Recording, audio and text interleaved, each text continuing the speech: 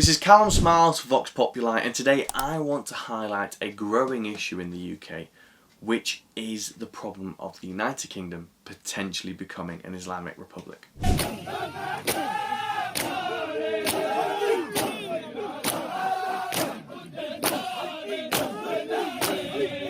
With the rise in elected MPs purely for being Muslim, and mayors of major towns and cities coming from foreign heritage without shared British values. As Britain grapples with its changing demographics, the increasing presence of the Islamic population raises pressing questions about national identity, social cohesion and integration. Recent census data reveals a marked rise in the number of Muslims in the UK, stirring debates that emphasise both the opportunities and challenges posed by this shift. According to the latest census figures, from those that filled it in of course, the Muslim population in Britain has escalated significantly, from approximately 4.8% in 2011 to an estimated 6.5% in 2021. This growth is largely driven by higher birth rates and immigration.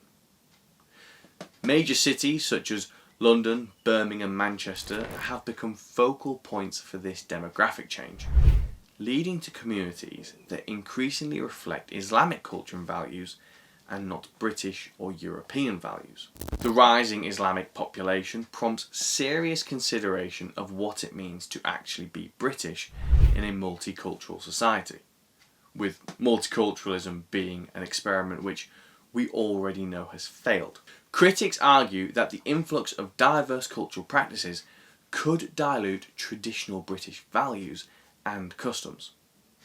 There are legitimate concerns about the potential erosion of social cohesion with distinct communities living parallel to each other rather than integrating into a shared national identity. The political ramifications of this demographic shift are already visible. In recent years, many senior British political offices, such as mayors of major towns and cities, have been filled and in some cases are currently filled with Muslims from a foreign heritage.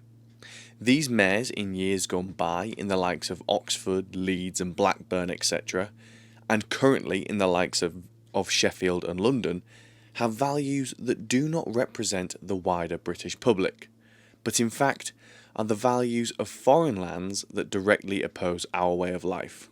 Whilst representation is essential, it raises concerns about whether the needs of the wider population are being sidelined, particularly the indigenous Brits.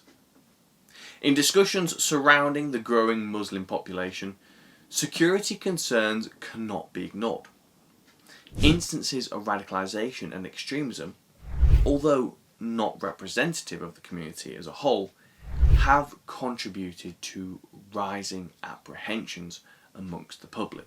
Questions about the effectiveness of integration programs arise, fueling debates over whether the UK is adequately managing its immigration policies and cultural assimilation, as Britain becomes a two-tier police state, hence the saying two-tier Kia, as there seems to be an obvious bias to protect perpetrators from the Middle East and Africa to push a political agenda.